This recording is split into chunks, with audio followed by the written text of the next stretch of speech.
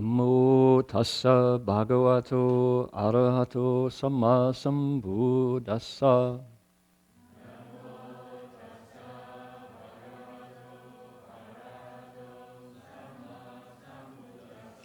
Homage to the blessed, noble, and perfectly enlightened one.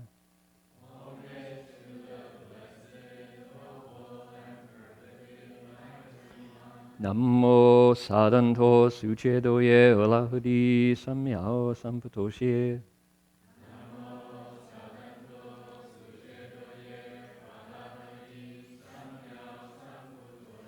Wushang shen shen wei miao fa, bai qian wan jue nan zao yu. Wo jin jian wan de shou chi, yuan jie ru lai zhen shi yi. The unsurpassed, deep, profound, subtle, wonderful Dharma in 100,000 million eons is difficult to encounter. Now that I've come to receive and hold it within my sight and hearing, I bow to fathom the thus come one's true and actual meaning. Venerable Master and Dhamma friends, welcome to our Sutra lecture tonight. My name is Heng Sure. Maybe some of you no longer recognize me, but I'm back. He's back. So please turn to the front of your sutra, and we're going to chant the name of the Buddhas and the Bodhisattvas 7 times. And the purpose of this is to invoke. It's to say we invite them to come. And we're following in everything that we're doing, in our way of presenting this sutra, in our approach to it, we're following Master Xuan Hua, our teacher, our founder. And he would say that inviting we call it the triple jewel. That's an English translation of Sanbao, Buddha, Dharma, and Sangha, and the Dharma protectors, the spiritual entities that gather around Buddha Dharma. Said, when he invited them in, he would say, it's not simply an exercise. This is not empty ritual or simple, traditional custom. He said, it's real. And if you had your eyes open, you'd see they're really here, he would say.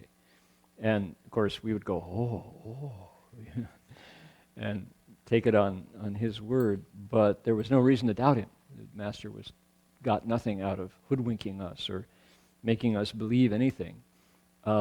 So what does your rational mind do face to face with spiritual realities that you can't see? You have to come to grips with that. So we're doing it. And if anybody can tell us, yes, indeed, they're really there. There's the Buddha and there's the Bodhisattvas, we're going to say, I don't believe you. I think you're just, No, anybody who sees them would not tell anybody else. You get too much trouble. But anyway, that's neither here nor there. The point is, when we together open up an ancient text, we've got one, it's a very different process from reading any other text, any other book. It's often opaque until we go to a different place inside our knowledge-gathering apparatus, body and mind. Go to a different place. We look at it differently, and it's feeding a different part of our lives, too. I read a lot. I am a reader of all kinds, the New York Times on my iPad and books on the airplane just to pass the time. Sutras are different. They speak to something that almost feels pre-programmed, kind of hardwired. It almost you have the impression that it's kind of like the sutra's reading you, or there's a simultaneous thing happening. And that doesn't always happen. If I'm very emotionally confused about something, if I'm perturbed about something that didn't go my way, the sutra seems farther away. Seems like there's something in the way, some sort of smog or unclarity, like thumbprint on your glasses.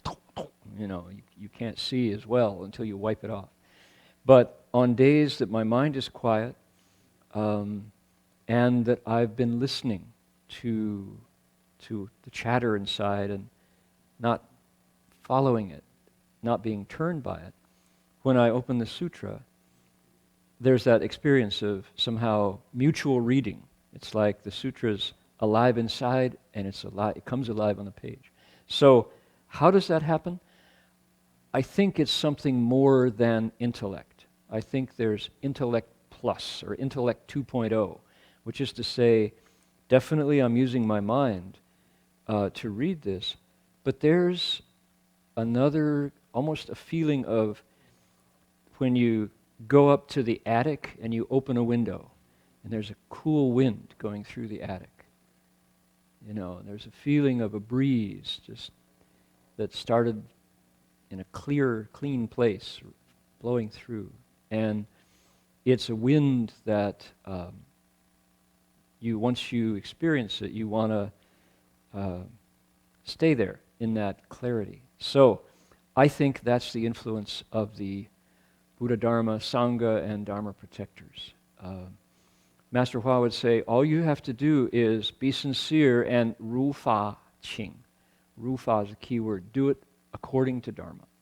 Do it the way the Dharma is done. And so how do they do the Dharma? How do we do that? Well, he would say, I'll teach you. Here's the way we do it. And today, mind you, we haven't started yet. This is all preamble, right? Sitting here today, we had an elder monk who knows Rufa. He knows how to do it according to Dharma, because he was present for the last 3 years of our grand teacher's life. And mind you, that was the 12th decade of our grand teacher's life. He lived to be 120. And from from age 117 to age 120, the monk who was here today was right beside that teacher. And that teacher, Master Empty Cloud, Xu Yun, Venerable Elder Master Xu Yun, he was the holder of the entire Chan school in China. All 5 schools came back to one person. Usually there were 5 different men or women who were holding the Linji and the Caodong and the Weiyang and the Famen and the Zhenyan, right? Which? Fayan. Those 5 schools were different people. Well, when it came down to the 20th century, he was holding all of them. And after 120 years, he became the standard. So when we say Rufa, the way it's done according to the Dharma practice, our teacher gave us that. And we're about to do it. This is what you do. We chant this is the name of the sutra, homage to the Buddha's Flower Garland Sutra of Great Expanded Teachings. That in Chinese is Da Fang Guang Fo, Hua Yan Jing, and the Ocean-Wide Flower Garland Assembly of Buddhas and Bodhisattvas, Hua Yan Hai Hui Fo Pusa. So those are the names of the text and the source of that text historically, the Buddhas who appear in the text and present it. So that's already one step into the tradition, is the Ocean-Wide Assembly. So that's what we do. We're still massaging our melody. We're doing it according to a kind of a marching melody. And it's not a very inventive melody. It's not a very melodic melody. It's not very pretty. But we're still hoping to improve that. And what I'm going to do, we're going to do it 6 times in Chinese and once in English. So, in progress, right? It's a work in progress. All right, here we go. Namo 大放光佛华严经，华严海会佛菩萨南。大放光佛华严经，华严海会佛菩萨南。大放光佛华严经，华严海会佛菩萨南。大放光佛华严经，华严海会佛菩萨南无。大放光佛华严经，华严海会佛菩萨南无。大放光佛华严经，华严海会佛菩萨。Let's read together. Homage to the Buddha's Flower Garland Sutra of Great Expanded Teachings and the Ocean-Wide Flower Garland Assembly of Buddhas and Bodhisattvas. Okay. Now let's open it up and turn to page.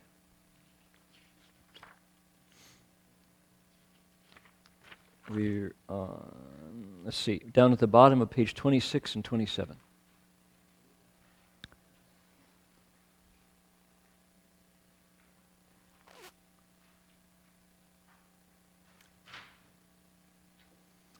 Okay, if we run out of bowing benches, that's one thing, but we don't want to run out of sutra texts. We want to make sure everybody at least has a text, even if they don't have a bench. This is our own translation, our retranslation, and it grows as we run out. We get to a point, we add more. So that we have these in two languages in front of us is great. Plus, we have a Vietnamese translation happening in the balcony. If anybody would prefer to hear the sutra translated into Vietnamese, we've got our translation session happening upstairs. Last paragraph down at the bottom.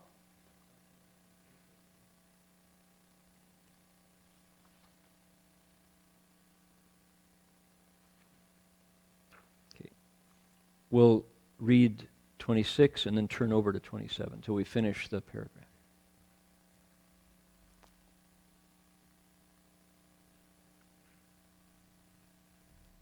You got it? Is that right? 26, 27?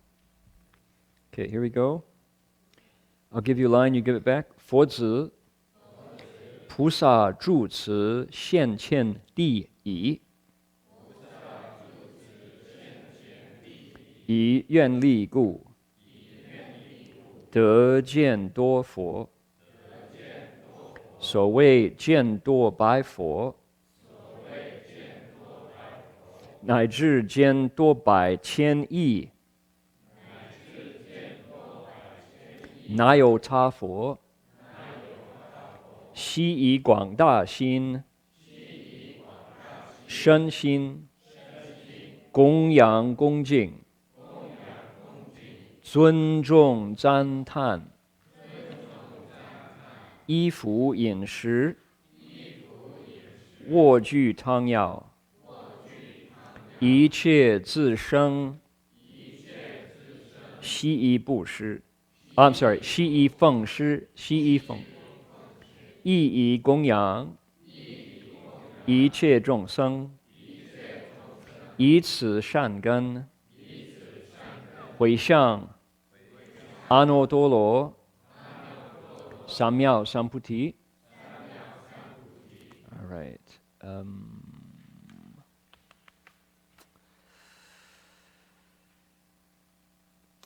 Okay, go back to the English. Now we're on page 27. And we could do this in unison. Let's read it all together. All right? Page 27 at the bottom, down at Disciples of the Buddha. Here we go. Disciples of the Buddha. Once the Bodhisattva dwells on this, the ground of manifestation, through the power of his vows, he comes to see many Buddhas.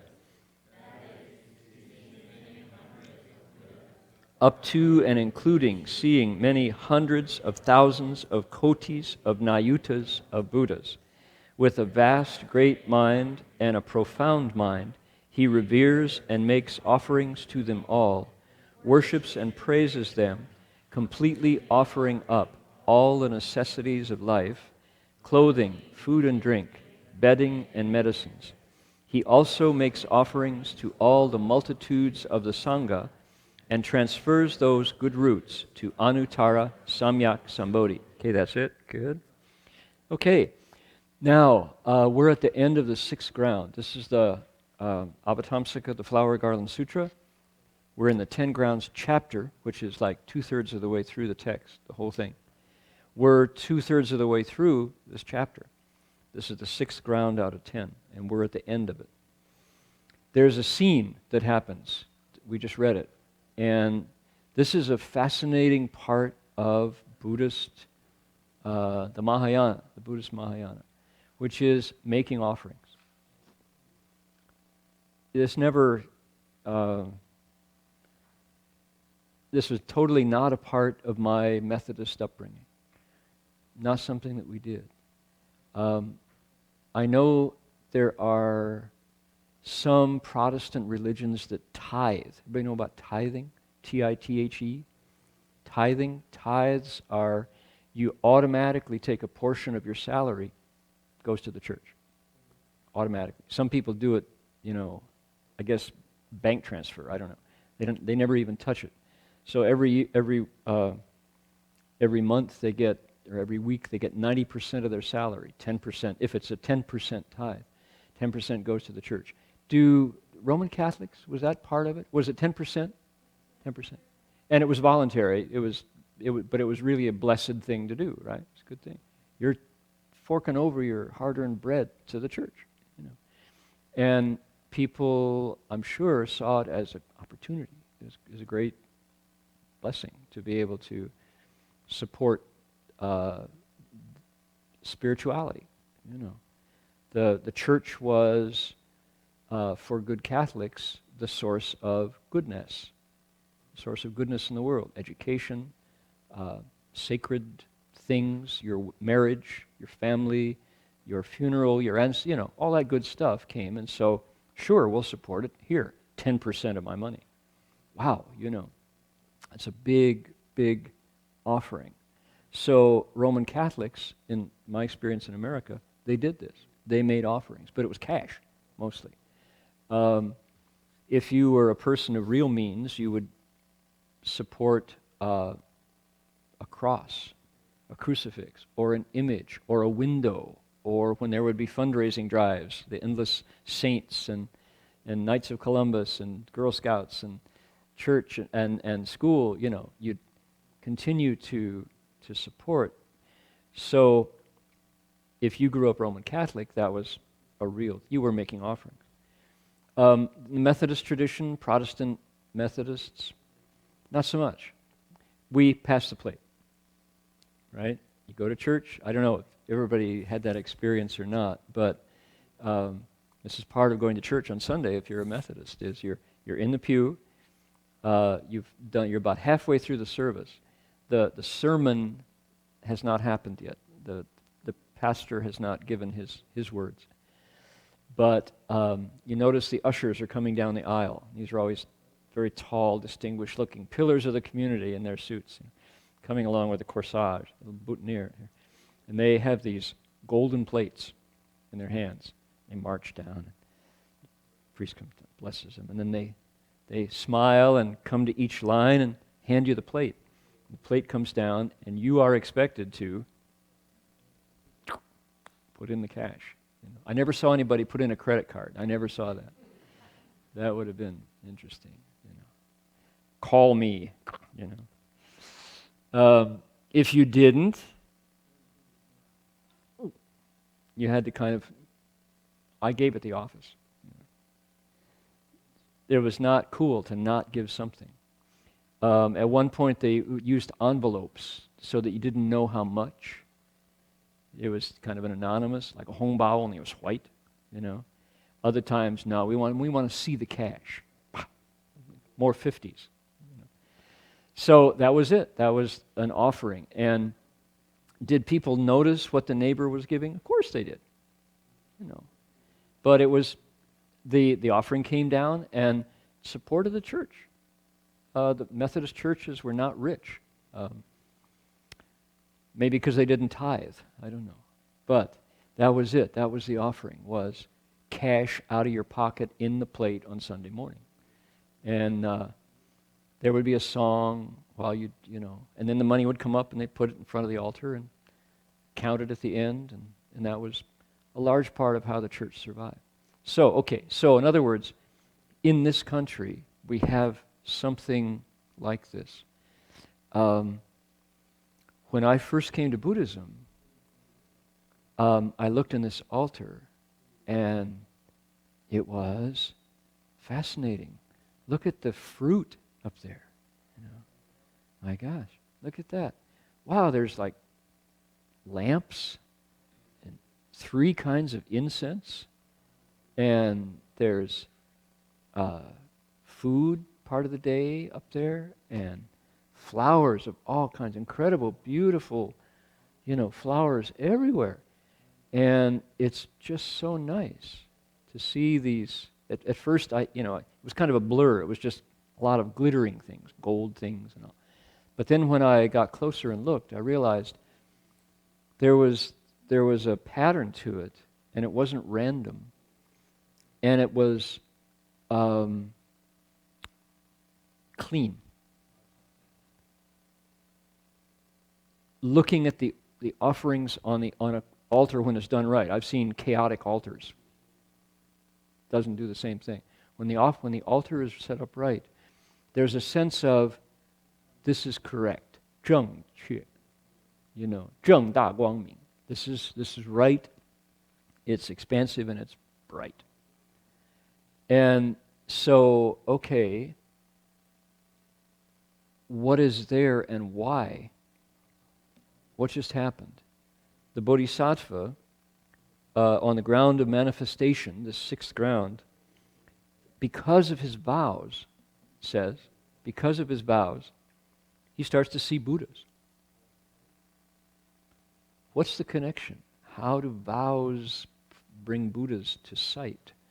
Well, we have to understand what vows are, and how could that, what's the causation here? How does that cause that? So a vow is a big part of, particularly of this text, and of our Mahayana tradition. The Bodhisattva path hinges on practices and vows.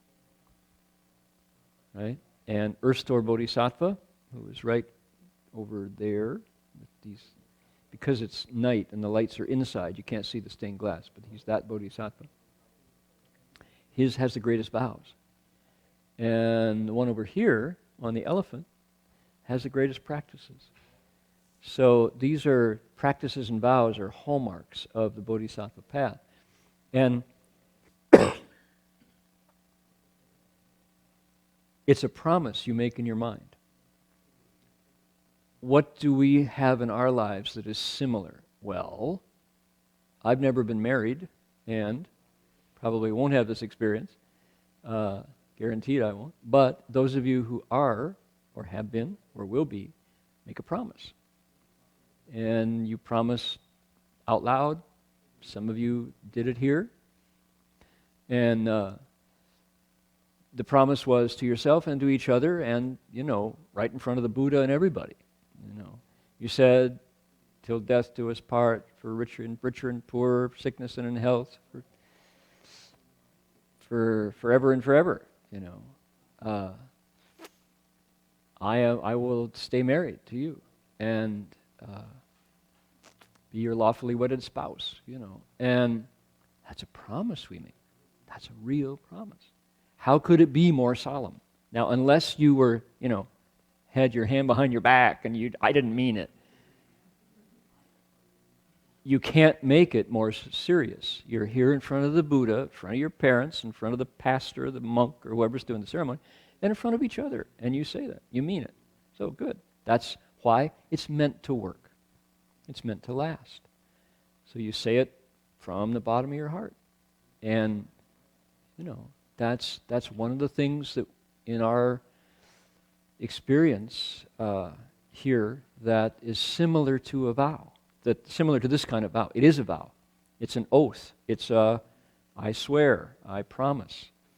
This, I mean it, So, where's another time that we say these things? You ever sign a contract? You ever take out a policy? You have promised something. And it's usually in legal language, whereas, therefore, I, the undersigned, it's a promise, right? It's a vow, different, slightly different, but it's a big promise. If you go through medical training to become a medical professional, you take the Hippocratic Oath from the Dr. Hippocrates. And that oath, you say, among other things, you will never, ever, ever, ever use what you've learned to hurt. You're always going to use it to heal. Big deal. That's an oath. That's a vow. I vow this will be the case. So what is it about the Bodhisattva's vow that is the same as that we know, like marriage vows and contracts and professional vows? What's the same and what's different about a Bodhisattva's vow? Well, there's one thing that we know for sure about the Bodhisattvas that we're talking about here, these enlightened beings, who's kind of a lot of what the Avatamsaka is a handbook telling us what these Bodhisattvas do. What do they think? What do they say? What do they experience? And one of the things that is key to them is called the Bodhi resolve, the Putishin. Definitely, that's one of the major building blocks of the entire Avatamsaka Sutra, and you could say the whole Mahayana teaching, our northern tradition, they say. The Bodhi resolve, what is it? 2 parts to it. It happens in your mind. It happens in my mind. When it happens, the Bodhisattva says, I see my potential in this body here is great wisdom, nothing less. I can open or make appear great wisdom from this apparatus. Don't need another one. This very one has the potential for great wisdom. I can do that. Okay? That's my current translation of Shang Cheng Fo Dao. 4 characters. Above, accomplish Buddha's way. Well, it's not above. It's not directional. Shang, in this case, means ultimately. My potential is great wisdom. And it's not limited to this half of the room, the guys. Right? And it's not limited to the guys in the robes. It includes this side, the women's side, and people with all their hair. It's not limited to people in the room. The Bodhi resolve. I'm being dramatic, but the point is, it's universally available to anybody who has that potential. Now, sounds so simple. I can become a Buddha. That's half the Bodhi resolve.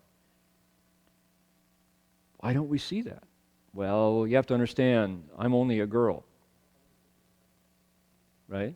And girls don't do science, Right. Well, my mother's generation, she grew up in Kansas City, Missouri in the 20s and 30s, and my grandparents were special because they believed that girls could get an education. And my mother had 2 older sisters. She was the youngest, and 2 older brothers. And they all they were meant to go to high school. And the Second World War happened. And so college was interrupted. So my mother only got like a year of college. But if the war hadn't happened, she would have gone on through. And in the 40s, that was, not every girl had that in mind. Education was luxury, not necessary. Because why? Basic function, barefoot and pregnant. Raise kids. And, okay, traditional view, that was the way tradition had it. But is that it? Is that all? Taiwan, currently, President Ma is about to wind up his term. The next 2 candidates are women. The next president of Taiwan will be a woman. Will the next president of the United States be a woman? I'm being broadcast live out onto YouTube, so we don't do politics here. But okay, what if America had a female president? Oh my God. Vote for Bernie Sanders. No. Women have an amazing potential that the traditional view has yielded, but not everywhere. Right? Saudi Arabia, if you're a woman and you drive, you can be pulled out of your car and stoned. Maybe I guess Egypt now, women are allowed to drive in Egypt. They can drive cars. Big change. Times are changing. Okay, you understand, right? So, what is my potential? The Buddha said, every living being has the Buddha nature. All can become Buddhas. Why don't we realize that? Because of false thoughts and attachments. That's the Buddha's first statement. So something gets in the way. Why don't I see that I could be a Buddha? Why don't I see that I can have great wisdom? Well, it's a long story. How much time do you have? Sit down and I'll tell you. It's my mother-in-law, Oh, different reasons that we don't see that. Okay, the Bodhisattva makes vows to say, I will become a Buddha. I know I can do it. My potential is nothing short of great wisdom. I don't want to sell myself short. That's part 1. Part 2, the path to that realization is, and here's the code language, 下化众生. Immediately, 下 means down, so up and down. No, it's not that I'm going to be a Buddha up there. That's really actually inaccurate. That's wrong. It's ultimately, my goal is Buddhahood, but immediately, 下, right now, under my feet, my job is to 化众生, change living beings. Okay, to teach. Now, what does that mean? We have to unpack that. And it means that I don't let my greed go. I get on my own case when greed rises up. And I say, enough. Enough. That's 化众生. You've just changed a living being, a greedy living being. Lives right inside. Right? When you're angry and that anger rises up, you say, oh, wait. What happened last time you let it go? You feel good after you really let off a black vent of anger? How did you feel afterwards? How did your kid's face look when you really let them have it? Was it worth it? No, I remember, and it's not. So what are my choices? Anger is strong and fast. I'll wait. I'll just wait it out. Take a walk, count to 10. Patience, got to have patience. I'll do whatever it takes to save my precious energy that otherwise would go flying out like smoke out of a smokestack. Useless. Wasted. Okay? You find a way. People would say, Shifu, how do I get rid of anger? He would say, anything that works. Use whatever works. But don't get angry. He was so serious about this, Master Hua. He would not say, are you enlightened? He would say, when was the last time you got angry? He made not getting angry the equivalent of enlightenment. And more important, because enlightenment, what? Fantasy. What's enlightenment? Enlightenment is a word out there. We're so far away. But anger is like every day, right? And there won't be any enlightenment until anger's hua, changed. So that's the living beings he's talking about. So I know my potential is great wisdom. I'm going to get there through dealing with my greed, my anger, my delusion, my pride, my doubts. Crossing living beings over. So, okay, so let's take a step back. Those are the vows. It says, because of his vows he sees Buddhas. That vow. What's important about that vow is that it gives you something to do. It's under our feet. Okay? I'm going to hark back to my experience growing up, and I want people to understand I am not in any way speaking critically of my Methodist upbringing. But Methodists themselves, or UCC friends, United Church of Christ now, United Methodist. In Australia it's called the Uniting Church. It's got a very nice name, the Uniting Church. It was not clear what I was supposed to do to be a better Christian. The answer was lead a Christ-like life. That was the code language for the Methodists. Lead a Christ-like life. So put on that white robe, grow a beard, learn carpentry, right? If you see moneylenders' tables, turn them over. What do you do? If I led a Christ-like life, I'd be in jail in 24 hours, right? Christ was a rebel. Jesus was a troublemaker. I mean, he did not tolerate fools, Everybody else wanted to stone the harlot, and he saved her, So clearly that was not going to be the answer. And so, as I say, one of my issues with Methodism was there was no Tao, there was no path, there was no road. Here, the road is so clear. It's like, how many lies did I tell today? Well, those are that many living beings I did not take across. And I'll have to retie the confidence that I untied by lying. People won't trust me. If it was your partner, it's hard to repair lies inside of a relationship. It's really hard. So, those are the living beings. The Tao is right there. It's so clear what you have to do. It's just so hard to do it because it's always. There's no vacation from crossing living beings over once you make the Bodhi resolve. As soon as you let it go, my old bad habits jump right on top of me, right? So, Bodhi resolve is active and clear what you're supposed to do. It's like your greed, your anger, your delusion, your pride, your doubt. 5 basic afflictions are inside just the same as my wisdom, my compassion, my kindness, my generosity, also inside. But which one am I going to grow? Which one am I going to weed? Right? You're a gardener, to change the metaphor. So, that's the Bodhi resolve. Shang Cheng Fo Dao, Xia Hua Zhong Sheng. Ultimately, I can become a Buddha, but immediately I got to work with my own mind. No end to that work, because my ability to be greedy and angry and deluded seems to be like infinite. I've been in Australia for 3 months now, and my job was, among other things, typing in the journals that Marty, Professor Verhoeven, who was sitting here last night, he and I wrote when we were pilgrims in 1977 to 1979. We wrote journals, and this last chunk of the journey from the Golden Gate Bridge to Ukiah is still in manuscript, 5 notebooks.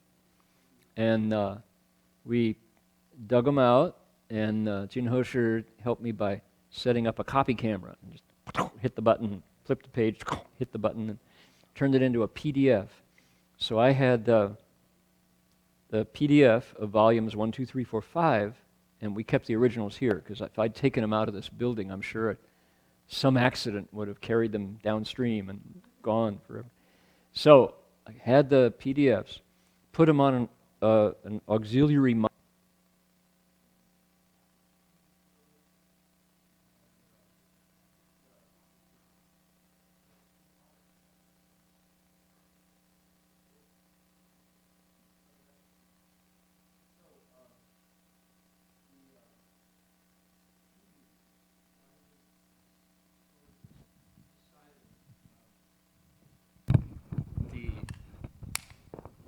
Are they all gone? No, there's a new one? Good.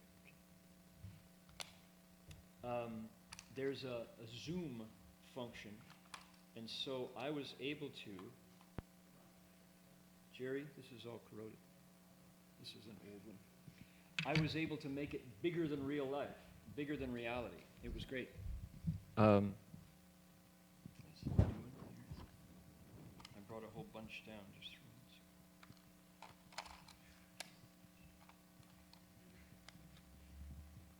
Here we go. Yay!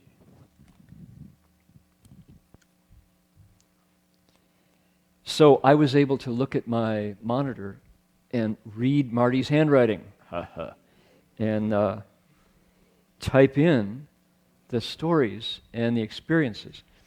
This was already 2 years into the pilgrimage. We'd been bowing outside for 2 years.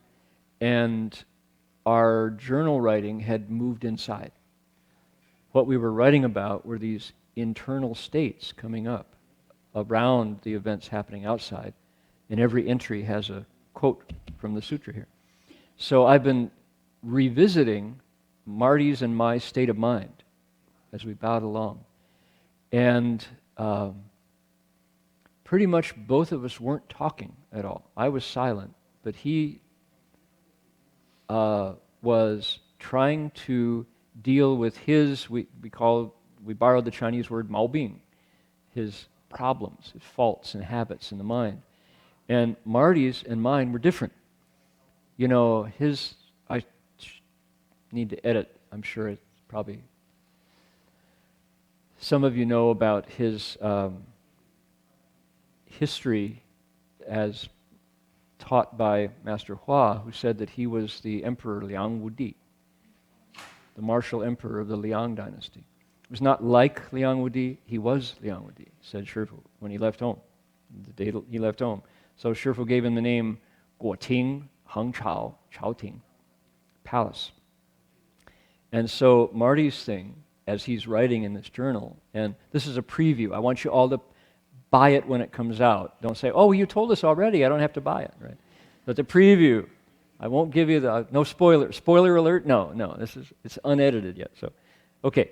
So Marty is bowing along, and what's coming out of his mind as he's bowing is revisiting his entire life where he had to be number one. Number one, the best. And something about the bowing makes you very, it presents your faults loud and clear. You can't hide from yourself as your mind spits up these tapes of behavior from this life. We never got to a place where we could say, oh, I'm seeing past lives. No, this life was enough. But when these things come up, Marty was writing about, no matter whether it was shooting free throws on the driveway with his buddies after school, basketball, pig, horse, miss a shot, you get a letter, whether it was that or whether it was testing the SAT to get into college, he had to be number one. And he mostly was. But if he couldn't beat somebody, he would either in his mind find fault with them. They're not worth it. They're nothing, Or he'd run away. He would never give the winning spot to anyone else. He would never yield number one to anyone else. And he's writing this down, and I'm reading it. Wow, man. Realizing how different that is from my corresponding 毛病 that are flowing out as I bow.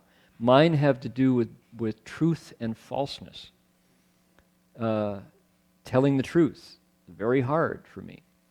And always telling it with a little bit of embroidery, adding some vinegar and salt, they would say.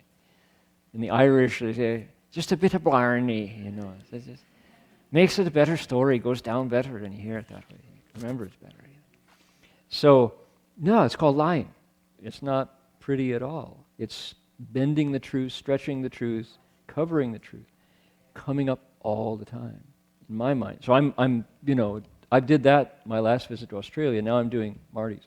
So I got 2 of those journals done out of 5, more to go. And when they're done, we'll put the 2 together. It's going to be fairly thick. We'll have to edit it down, get rid of a lot of the garbage stuff that's in there. But there are fascinating stories too. There's one called, maybe I'll read some at the end. I've got it on the computer. We're in a place called Five Creeks. Five Creeks. It's just below Bolinas. Above Bodega Bay, not quite to Bolinas. So we're on Highway 1, above, just not quite to Sonoma County. Still in the northern edge of Marin. And not too far from Spirit Rock, actually. But on the coast. And we bow by a house on a Sunday, and this guy comes slamming out of his house trailer with a shotgun. He's got his shotgun out, and he says, "You get your ass off my property. And now," and Marty had that day promised he wasn't going to talk. He was going to stay silent no matter what. So ordinarily he would go, "Oh, hi, how are you? We're Buddhist monks making a pilgrimage out to cities. We're world peace," You couldn't say that now because he made a promise. And so then these kids come out of the trailer and start lobbing big rocks, like softball-sized rocks that they're picking up from around. And they're going pop, pop, pop, and neither one of us were hit. And these kids are like from here to Jinfo. And this guy's got his shotgun on us, and these rocks are falling down. And right at that point, a car pulls up, and a group of young people, a family, father and mother and these 2 kids, come out, and they have offerings. And they're going, "Oh, we're so glad we found you. This is wonderful. We think what you're doing is just so needed. We need this, and we've been feeling so good about something happening, and we may think it's you, whatever you're doing here, And would you take these? Could we offer these somehow? A loaf of bread and a bottle of milk or something." And these guys are standing there, with their shotguns and like, "Oh, shit, I'm foiled, And all the air went out and so what's going on? This.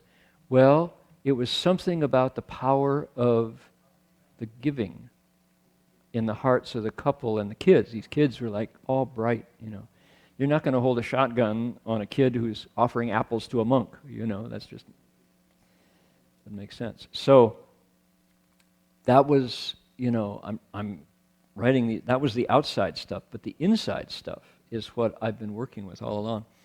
And it's the living beings that we're crossing over, that when the work is done or almost done, Buddhas can appear. All right? There was no Buddhas in Five Creeks that day. There was only, kind-hearted lay people offering fruit and bread to monks that saved us from having, broken heads from rocks. How does it happen? We said, what's the cause? What's the effect? I think it happens because this Bodhisattva on the 6th ground has been doing this for a while. He's been following his Bodhi resolve and getting closer to wisdom and crossing over, quote, that's our word, crossing over more living beings, right? And the more he does that, the less there is between him and his own wisdom, or her and her own wisdom. The Buddhas appear not from outside, but from inside. And this is progressive. This is number 6, 7, 8, 9, 10, more Buddhas appear. right? This is, what does he say? He sees 多百佛, many hundreds of Buddhas, 多百千亿, hundreds of thousands of E, people disagree, E is 10 million, maybe. Nyota is a countless number. Nyotas of Buddhas.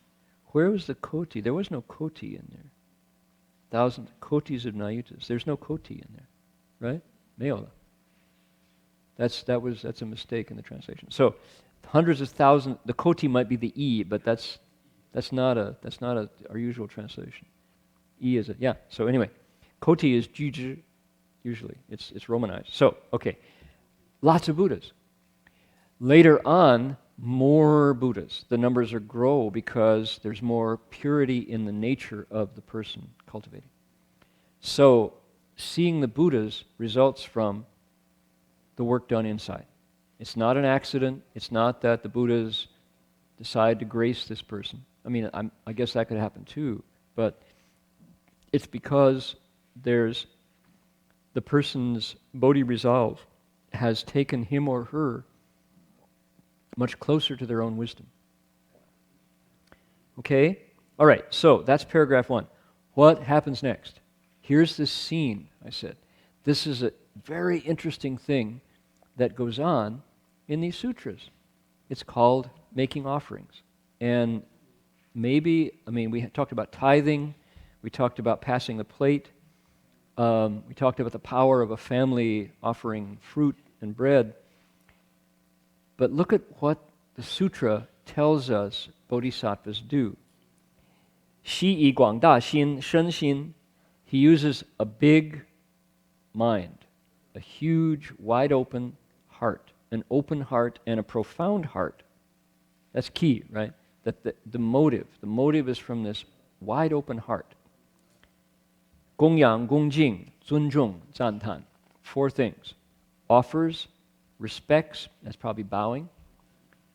尊重, feels reverent in the heart, and then praises outside. Says, hallelujah. Sopoha, svaha. Good indeed, good indeed. So that's the first thing. So it gives us a look at the heart of the bodhisattva who's doing this, what they're doing. They're probably bowing. They're probably like palms together looking up, and you can just see heart is overflowing, right? In the Sanskrit world, it would be bhakti. This is a bhakti phase. This is a devotional phase. Now, yi, fu, yin, shi, wo, ju, tang, yao. 4 things. Clothing, food, drink, bedding, medicines.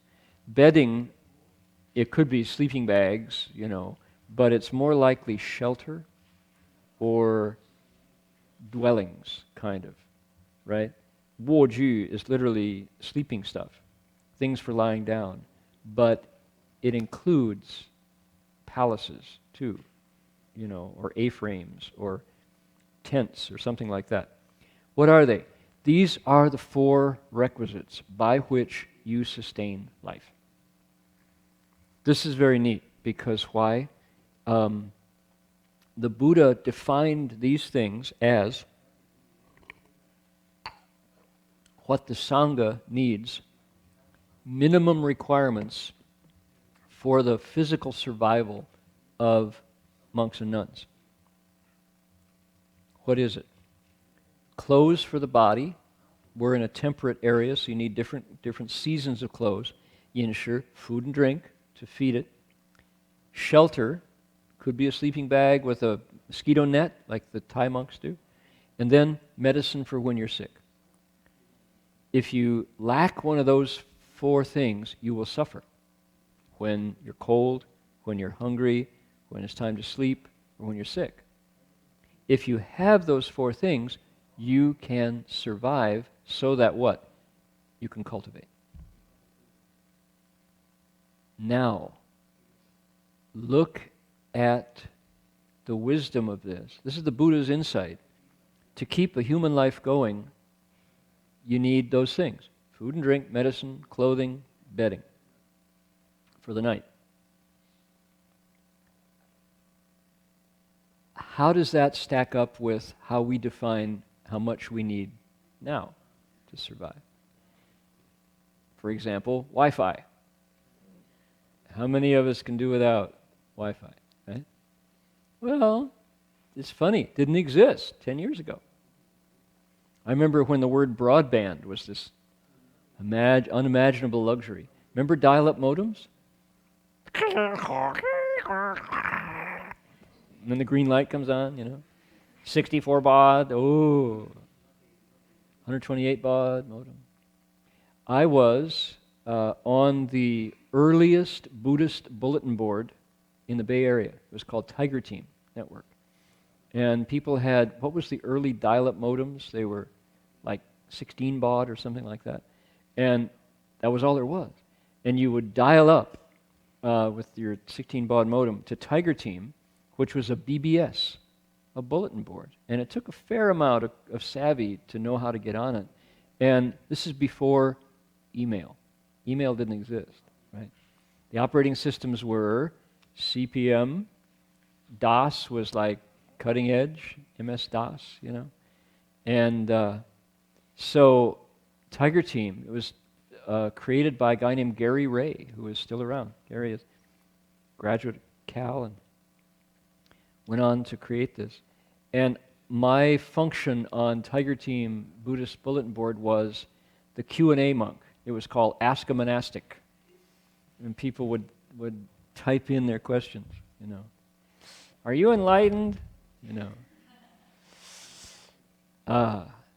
Variety of ready answers for that one.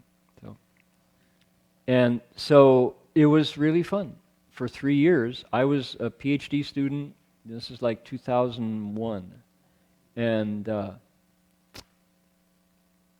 I would field, 3 and 4 questions a day and kept a log of them. I could probably still find it.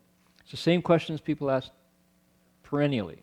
Same questions they ask in Malaysia. Same questions they ask in, Boston. Same questions that people have about cultivation. What's the best practice? Should I recite the Buddha's name? I like to meditate. How come you guys don't eat onions? Important questions like that. So, are eggs vegetarian? So, lots of questions. And it's the same questions. We have the same questions. So, anyway, back to necessities of life, right? At that time, the PDA, the personal digital assistant, right, didn't exist. No such thing as a BlackBerry. No such thing as a Palm Pilot. Ooh, anybody own a Palm Pilot? Okay, yeah. Then they went through their various iterations. Then the BlackBerry. I was talking at lunch to everybody about if you want to see how technology moves and changes. One of my best places for doing a survey is the center aisle of an airplane. Walk down the aisle during the day when people are awake and see what they're using for their entertainment device. Or do it as you land and see what they pull out of their pockets to communicate with. 5 years ago, BlackBerry won. No doubt. There were generations of BlackBerries, the big pie plate BlackBerries, the old ones, then the sleek ones, and every other person had a BlackBerry in their hands, and they were with the keyboard. Remember, BlackBerries had a keyboard.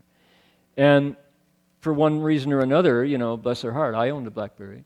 They're not the dominant device anymore. It's a race between Google's Android and iOS, right? Apple. So now everybody pulls out their thing, and you can see more and more iPads too on planes. So how interesting. What will it be in another 5 years? The smart money says it will be embedded. It'll be biochip, right? A real Palm Pilot, Hello. So how funny that we've gone through these generations in such a short time. Who can do without them now? Well, if sunspots take down our grid, we will all do without them. Imagine what we would do. Suddenly, banking records, health records, insurance records, ownership records, all your passwords, gone. Buddhist sutras. Who memorized the Avatamsaka Sutra? Please sit here. Oh, you depended on a book? I'm sorry. Avatamsaka Sutra is history, you know. Ooh, let's all recite the Buddha's name. So, okay, what are necessities? All right, so we translate it down. How much do I need? It's a question, right? Clothes, food, bedding, medicine. This bodhisattva is offering these to the Buddha. The Buddha was a monk. He was a mendicant. He didn't have a home. He didn't have a kitchen or a refrigerator, right? He didn't keep food overnight. He ate what was offered to him fresh every day. And he, like his monks, required clothes, food, bedding, and medicine. Those are the standards. Okay, translate it even closer to the bone. Let's say, you know, not to be apocalyptic and all, post-apocalyptic. Let's say, for example, one of the dark scenarios that was being sketched around here about 5 or 6 years ago was called peak oil. Remember peak oil?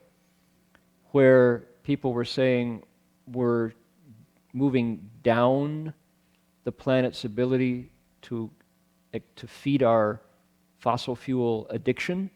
There's not going to be any more gasoline. Trucks are not going to run. Anybody hear this story? There's a guy named Kunstler who was writing on this a lot. And they were saying, okay, a freeway is a very fragile construction. Freeways depend upon armies of trucks going out to keep them free of collisions in vehicles, to keep the grass from growing, to keep them repaired, to keep the on-ramp and the off-ramp functioning, the signs right? A lot of maintenance goes into keeping a freeway. For example, imagine if there's no more gas, he would say, because there's no more being extracted. This is a theory, right? And somebody takes a big rig and overturns it at the University Avenue on-ramp or exit ramp. So you're coming down from the Richmond Bridge. You want to get off the freeway, and there's a big 18-wheeler truck blocking. Can't get on. The tow trucks don't have gas to tow it. You have shut down the freeway.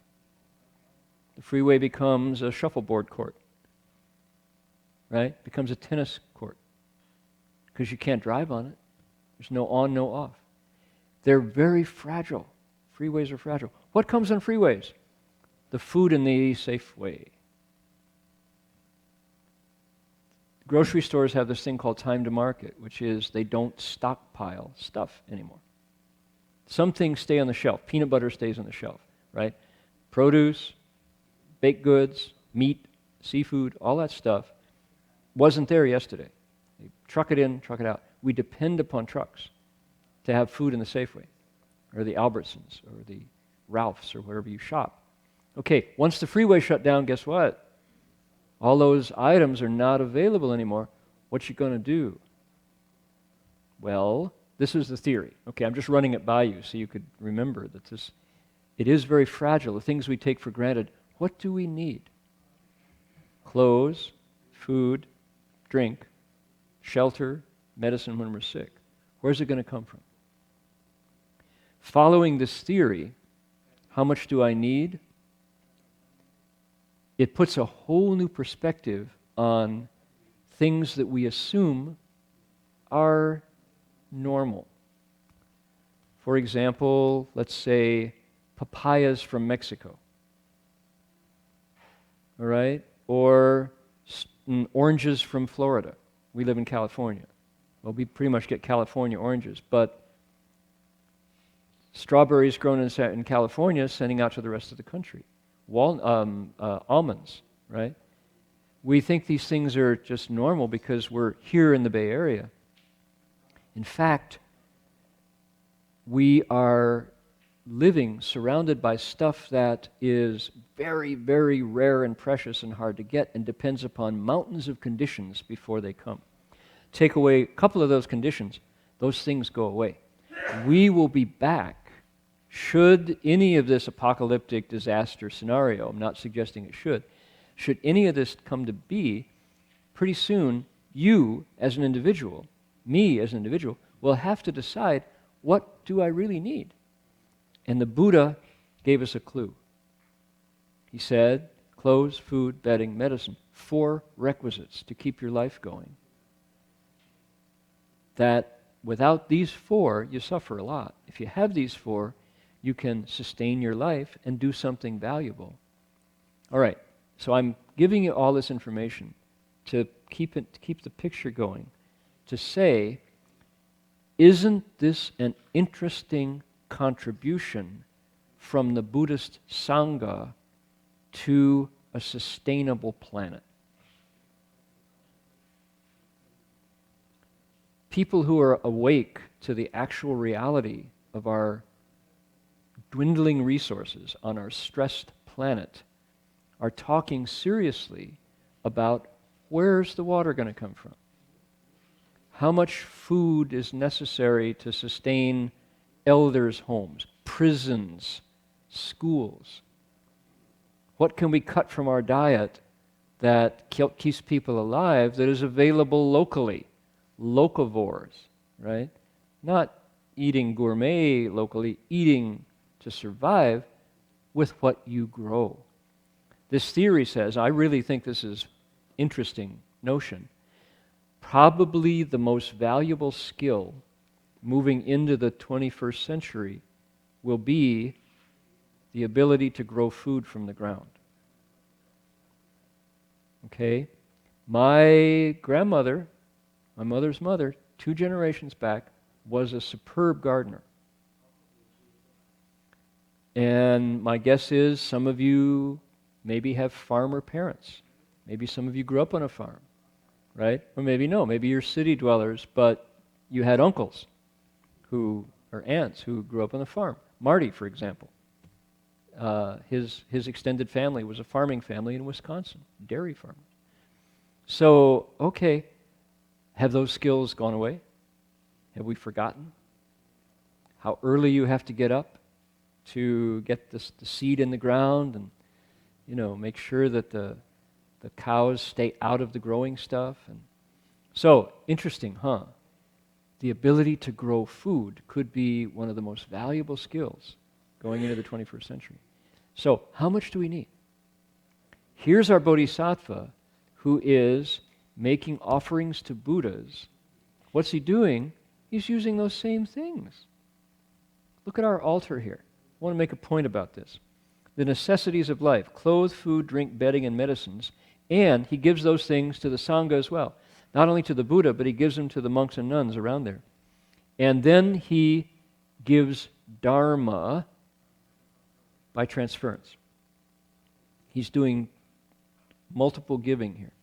He's giving to the Buddha, he's giving the same things to the Sangha, the monks and nuns who follow the Buddha, and then he takes the good results that come from that generosity, and he says, I want all the good stuff that comes to me from this to be shared with all living beings. Giving Dharma, using his mind. Transference. We do it. May every living being, right? That's the visible part, the audible part. But we do it with our minds when we say, I want to share this good stuff. I mean, I can have a blessed life if I do this a lot, but wouldn't it be nice if my mind touched every mind it could and gave that good stuff away? It's called transference, giving with the mind. So, okay, point here. When folks come into this Buddha hall, I invite you to go look at the altars. Look at this one, look at this one. Look at the one in the back, Guanyin Bodhisattva. You walk right past it when you came in. Our main altar behind here is Master Hua's Patriarch altar.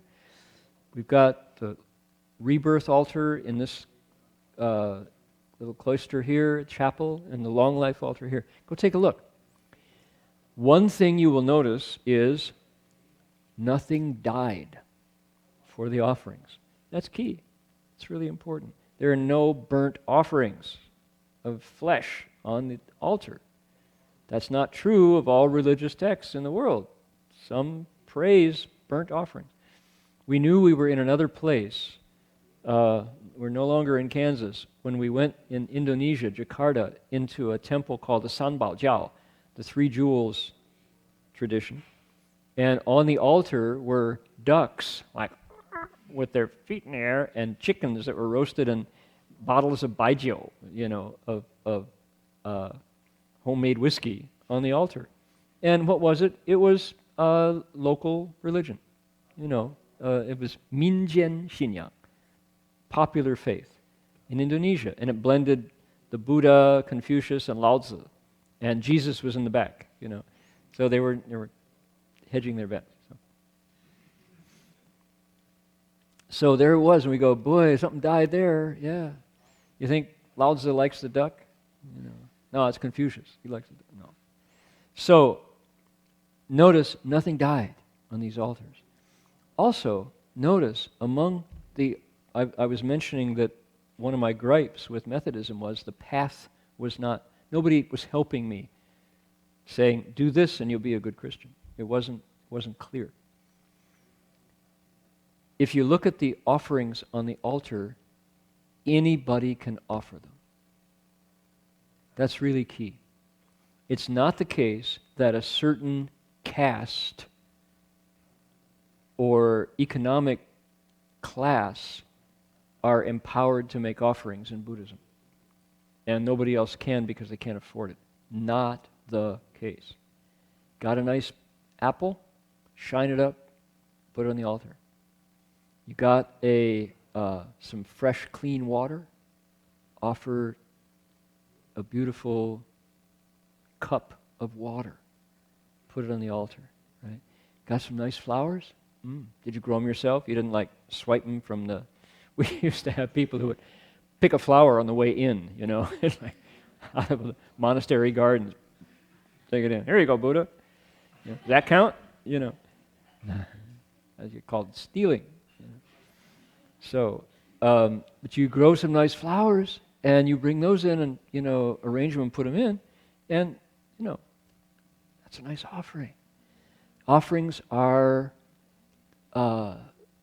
universal and democratic, those powerful words. Anybody can. Why? Because the good stuff, do we miss a joke? You got to tell us the joke. No. The power of the offering is not in the stuff. Key. It's key. Now, is the Buddha really happy because the flowers are pretty? Maybe. Probably not.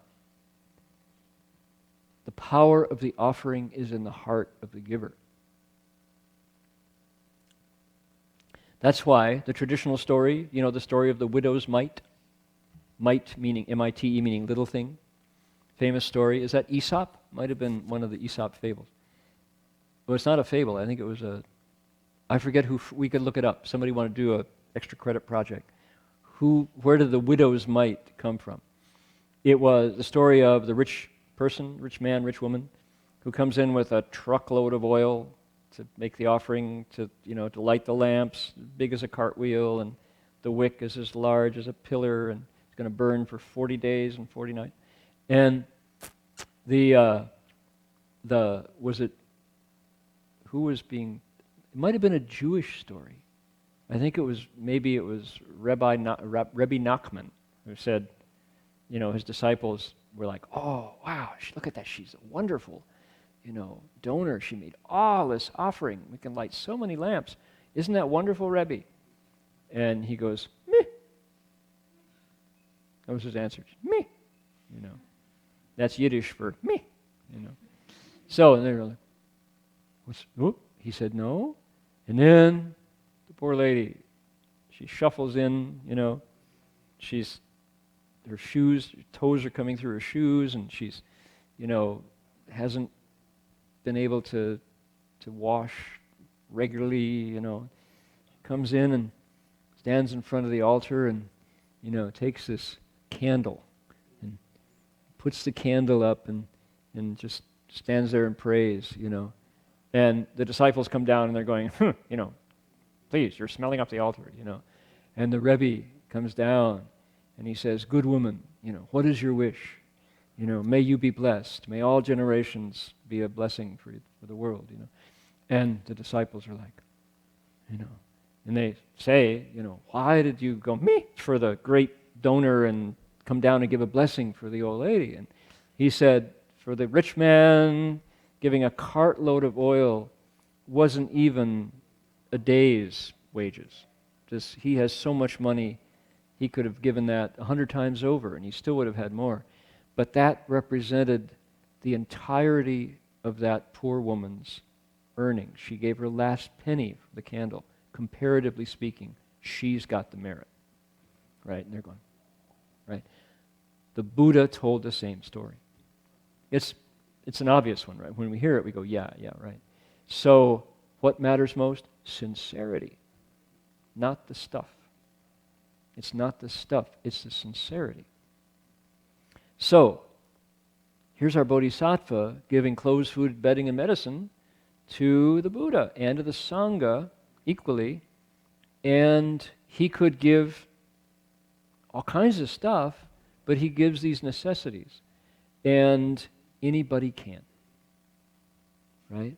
It's not that the Bodhisattva is a great benefactor because he's given keys to the BMW and a brand new iPhone 6S, with 4K video. That would be okay too, but, he's giving things that sustain the life of the Sangha. How about that? That's really interesting. Why is this highlighted? This is such a big moment in the sutra. And it really matters. I think it really matters because when we give, we're hearing a story of somebody being generous. It's nice that the Buddha will have enough to sustain him for the next week as he walks along. But the action is in the mind of the donor. The Buddha doesn't need the stuff, right? The Sangha doesn't need iPhone 6S. It's what's happening to the donor. And it's what she is giving away in the act of giving that matters. Okay? How do I know this is true? We'll skip ahead to the last chapter of the Avatamsaka Sutra. It's the Samantabhadra Bodhisattva's Practices and Vows chapter, chapter 40. And there's 10 vows explained and 10 practices. And in the the third one is called Guangshu Gongyang. Extensively cultivate making offerings. Make a lot of offerings, it says. And in that, Samantabhadra, our Bodhisattva with the elephant up here, the Bodhisattva with the greatest practices, he says, "Good man." Who's he talking to? Sudana, the namesake of our new Sudana Center up in Ukiah. He is telling Sudana, he says, if, he says, 主供养中法供养最, of all the kinds of giving, the giving of Dharma is the highest. And then he goes on to explain how the Bodhisattva there gives more than these four requisites. He gives clouds of incense, clouds of candles and lamps, clouds of music, clouds of musical trees, palaces and dwellings. He gives the finest things that can be offered. But then the Buddha says, if he can do the giving of Dharma, then all those things that he gave, and then he extends it in an Avatamsaka style. If he gave it for 1,000,000 eons constantly, without cease, how much merit would he have? A lot of merit. Yeah, but it still wouldn't measure up to one part of somebody who makes an offering of Dharma. And then he says, what do I mean by that? Right? This is so satisfying. It never leaves you wondering. It's never ambiguous. What do I mean, the giving of Dharma? And then he lists 6 things. I don't know if I can do it from memory, but it was the offering of doing what you're told. What is it called? Let's see. 依教奉行, basically is what it says. You cultivate the way I teach you. In other words, meditate according to instructions. Bow according to instructions. Follow those 6 guidelines. That's the first one. That's one. That's the giving of Dharma. Number 2 is never forgetting the Bodhi resolve. Always remembering that Buddhahood is your potential, and living beings are not dirty and filthy nasty, they're the ones you have to teach. Another one is never retreating from your big vows. Another one is 代众生受苦. Taking on others' pain on their behalf. Standing in and receiving suffering on others' behalf. Think about a mom waking up in the middle of the night when the baby's crying. There it is. Right? Think about people who don't take that last piece of cake because they know their little brother had big eyes for that cake. So you leave some, standing in, receiving suffering for others. So simply means don't take all the sweet for yourself. Leave some. That's not suffering, but it's the same idea, right? Then never giving up your career of taking living beings across. Always crossing beings over. That is the giving of Dharma. Okay? What is it? Stuff? No. It's not material at all. It's attitude. And the Buddha says, anybody who can make that kind of offering, that is the highest of offerings. And he compares them. 1 part in 100, 1 part in 1,000, 1 part in 1,000,000. The giving of offering, the offering of Dharma is more than that. Why? It's because if you can do that stuff, you're going to become a Buddha. You're changing inside. Okay, what did I say? These 4 things, the action is in what happens to the donor. When you give that stuff, you are giving up a piece of your constructed self. Your ego has to take a loss when you give the good stuff to somebody else. It's hard to do. It's hard to do, to give stuff away. Good stuff, right? It's hard. It takes a big heart to say, here, from my hands to yours, right? That's it. When you do that, yourself goes, oh, and then it gets happy. Because you're lighter, that self, the things that keep you apart from your own wisdom, less of it, because you gave it away. So there's the stuff, and then invisibly there's the self that has yielded the good stuff over. So the action's in the giver. You have taken a step closer to Buddhahood every time you give something away. So the monks or nuns are called fields of blessings, Fu Tian Seng. When you make an offering to support somebody else's spiritual practice, you support them, that's good, clothes, food, bedding, and medicine. But you lose a piece of the ego that's between you and your wisdom. So it's not the stuff. It's what happens to the donor. Right? Our lifestyle, the 4.5 monks that you see here, 4 monks and the novice, I've worn this robe for a decade. We eat the same every day pretty much, more or less the same. Doesn't change much from year to year, decade to decade. But there's a joy that happens in supporting the lifestyle of cultivators that my life doesn't reflect the things that are given, but I'm very aware of the joy that comes when people make the offering. So we'll save that for the next lecture. But it's the same joy that parents know on Christmas when you see your kid's face light up under the Christmas tree, you know, the parents are the happy ones because you see the kid is in heaven. You know, they got the train, the bike, the if it's a girl, she got the little scientist kit that she always wanted, right? And the boy got the what was first on his list for Santa Claus. You know, who knows what that would be? Keys to the BMW, right? Yeah. He got the brand new iPhone 6S with, you know, all the RAM. And so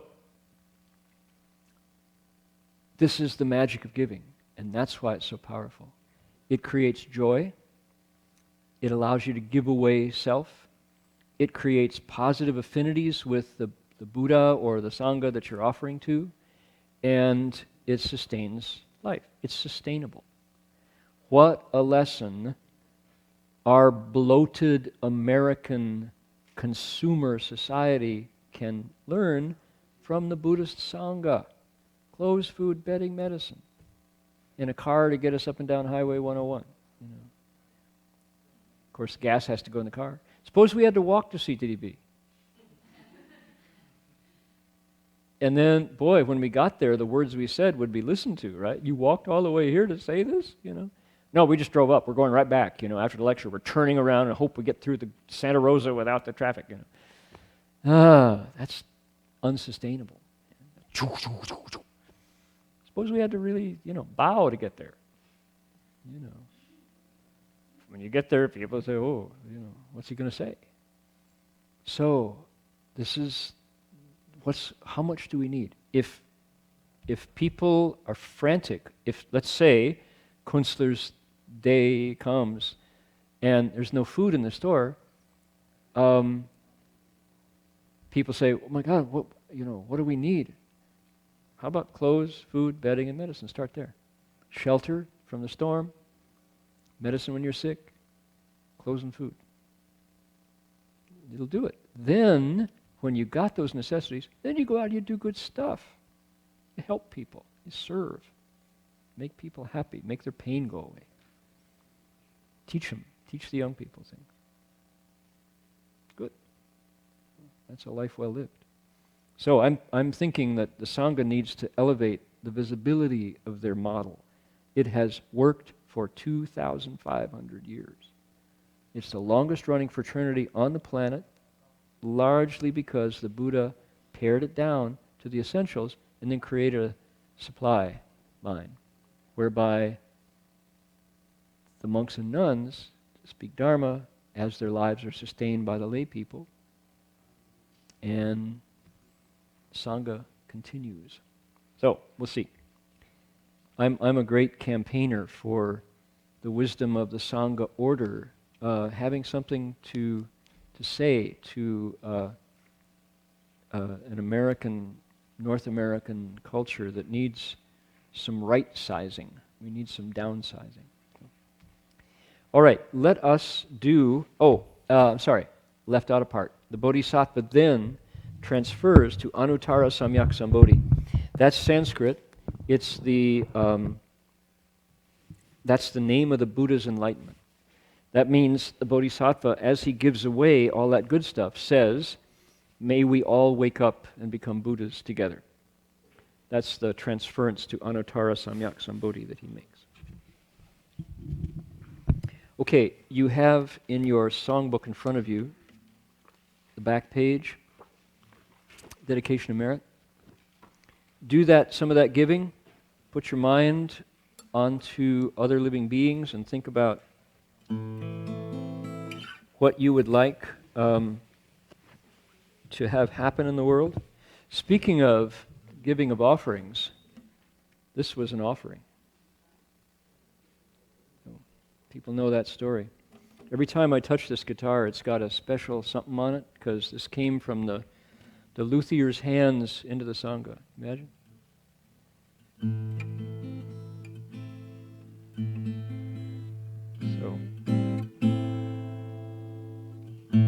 So we make a wish.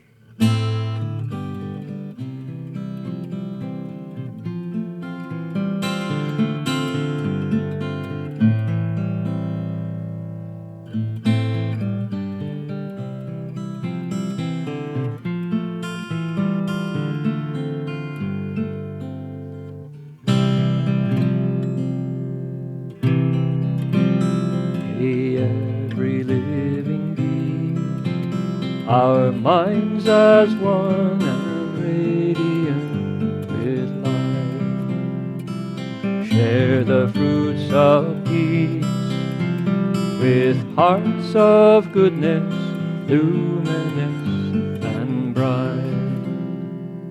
If people hear and see how hands and hearts can find in living unity, may their minds awake to great compassion, wisdom, and to joy. May kindness find reward. May all who sorrow leave their grief and pain. May this boundless light break the darkness of their endless night. Because our hearts are one, this world of pain turns into paradise. May all become compassionate and wise. May all become compassionate and wise.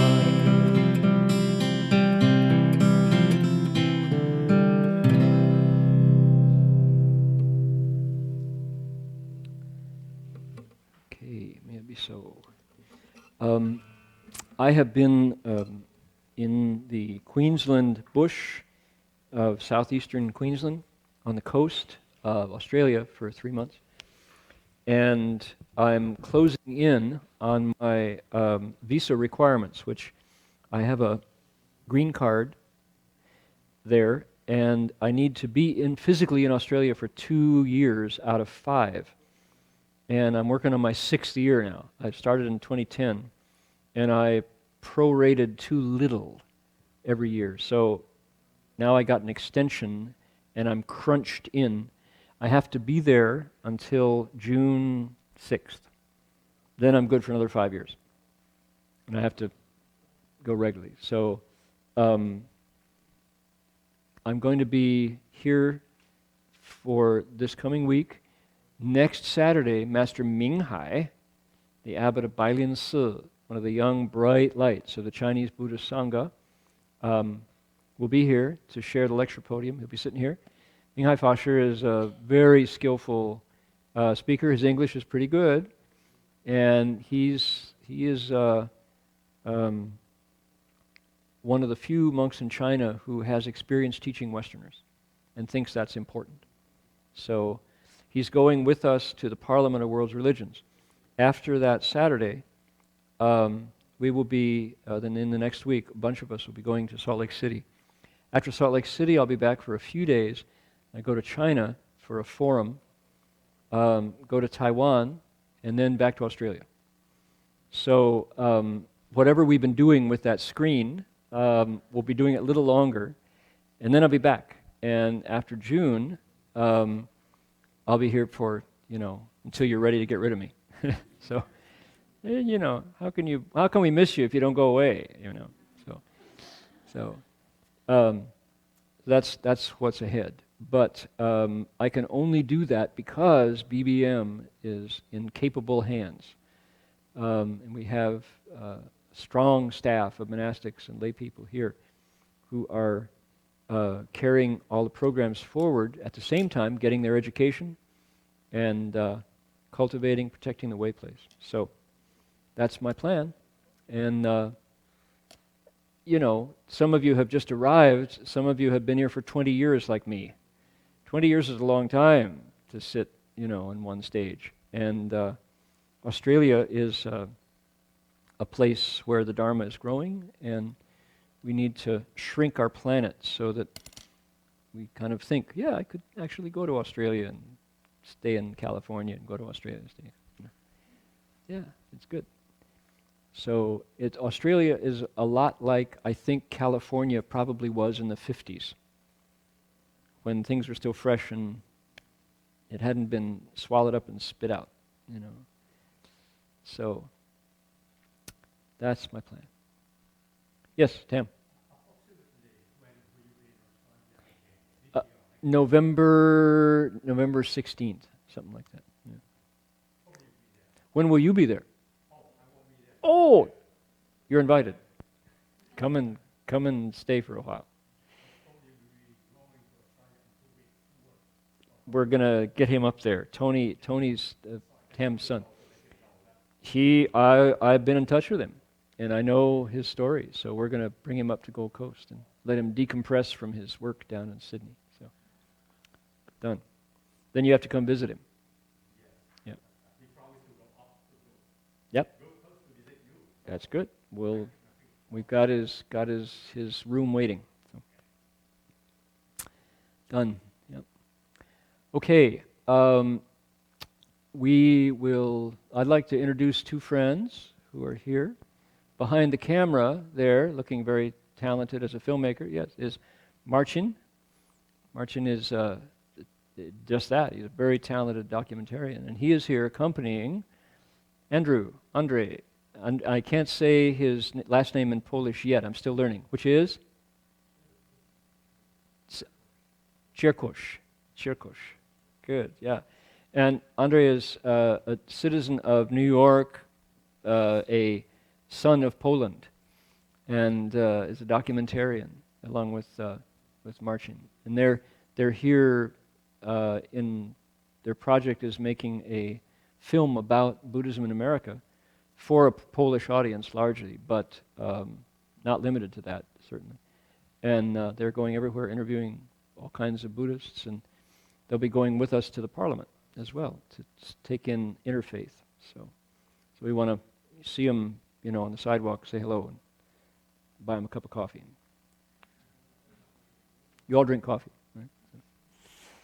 Okay, so any questions or comments? What else? What announcements do we have? Okay, you want to say it? So tomorrow, starting at 7:30, going to 5 p.m., we have our regular monthly Amitabha recitation. Oh, great. We have our monthly Amitabha recitation on the first Sunday of the month. So it's starting at 7:30, starts at 7:30 in the morning, goes to 5 p.m. And I also think, just to highlight, Dharma Master Minghai will be coming next week, so he'll be also giving the lecture Saturday. And we'll be having some talks also at the City 10,000 Buddhas, but we have to make those arrangements still. On Saturday. Yes, Saturday would be this time. We're hoping. We have to work out the details still. Yeah, we're lucky to get Minghai. He's never been to America, and he's a special guy. Yeah. Okay, good. No comments. How many people online, Jerry? 20 over. Good.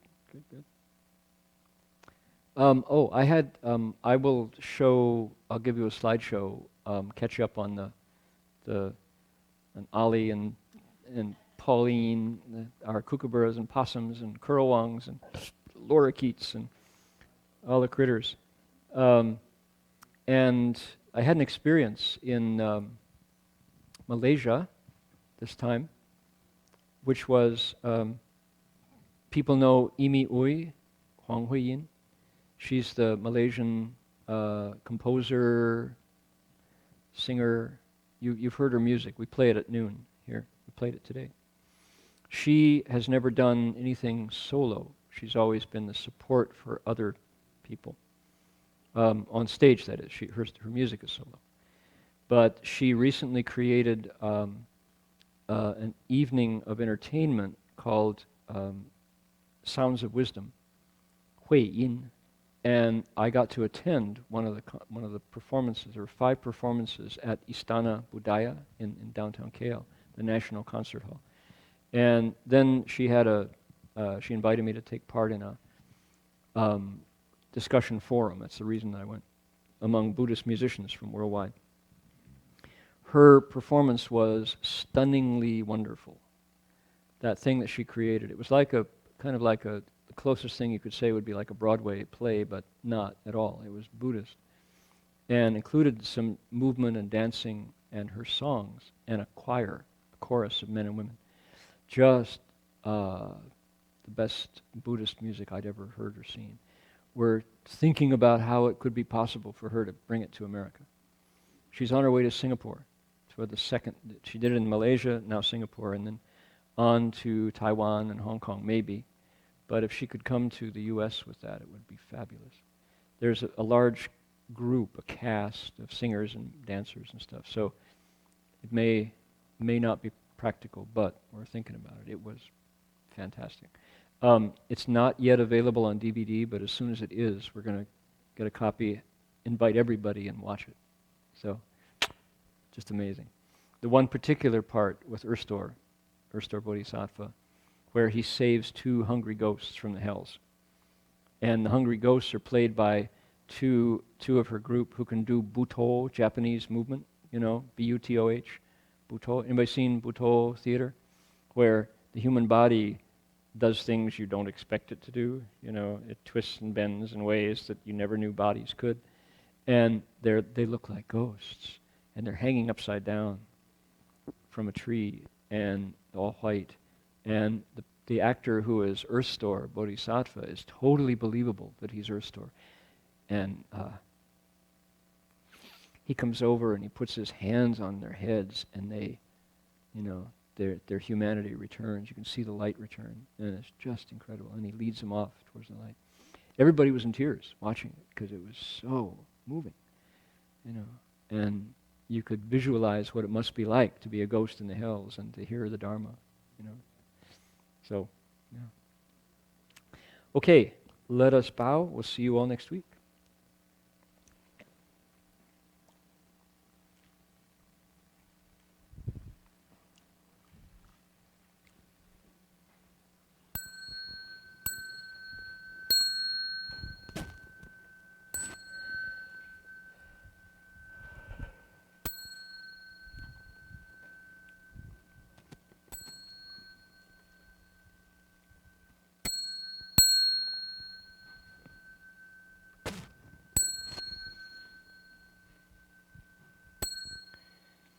Bow in respect to the Venerable Master.